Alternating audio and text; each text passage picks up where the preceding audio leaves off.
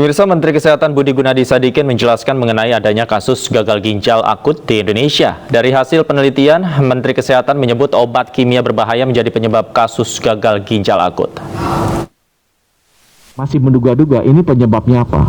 Karena hasil tes patologi di bulan September dari kenaikan kasus bulan Agustus itu tidak ada yang secara signifikan disebabkan oleh bakteri, virus maupun oleh parasit. Ya.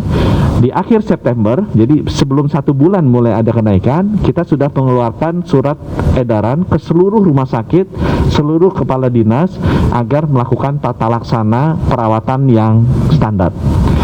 Nah, baru kita agak terang pada saat WHO mengeluarkan surat edaran 5 Oktober. Jadi balik lagi ya, kasus ini mulai terjadi bulan Agustus, bukan di awal tahun.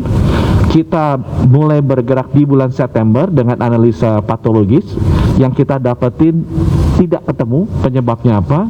Kemudian di 5 Oktober WHO mengeluarkan warning bahwa terjadi kasus yang mirip di Gambia, penyebabnya adalah zat kimia yang ada di pelarut obat-obatan. 5 Oktober. Nah, sesudah 5 Oktober ini kita menerima rilis dari WHO, kita komunikasi dengan WHO juga dengan pemerintah Gambia. Kita melakukan analisa toksikologi. Jadi kalau yang pertama di bulan September kita lakukan analisa patologi karena dugaan kita disebabkan oleh bakteri, virus atau parasit. Begitu ada announcement WHO tanggal 5 Oktober, langsung kita minggu berikutnya lakukan analisa toksikologi karena mengarah lebih ke zat kimia. Dan dikonfirm, kita tes ke 10 anak, 7 ternyata darahnya atau urinnya mengandung zat kimia ini. Jadi positif, memang 70% orang yang kena itu disebabkan oleh adanya zat kimia ini di tubuhnya. Kita melakukan konfirmasi kedua, kita lakukan biopsi yang meninggal. Apakah ada ciri-ciri kerusakan ginjal yang disebabkan zat kimia ini? Karena sudah ketahuan kalau zat kimia ini merusak ginjalnya seperti apa.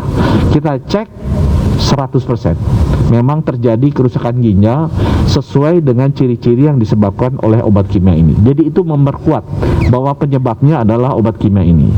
Kemudian analisa yang ketiga untuk konfirmasi, kita datangin rumah-rumahnya. Seluruh rumah pasien ini kita datengin, kita ambil obat-obatannya, sekali lagi kita cek ada atau tidak obat-obatan senyawa kimia yang berbahaya ini.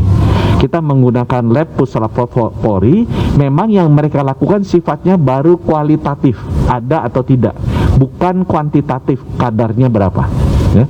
Tapi secara kualitatif ditemukan sebagian besar dari obat-obatan yang ada di rumah pasien itu mengandung senyawa kimia yang berbahaya ini.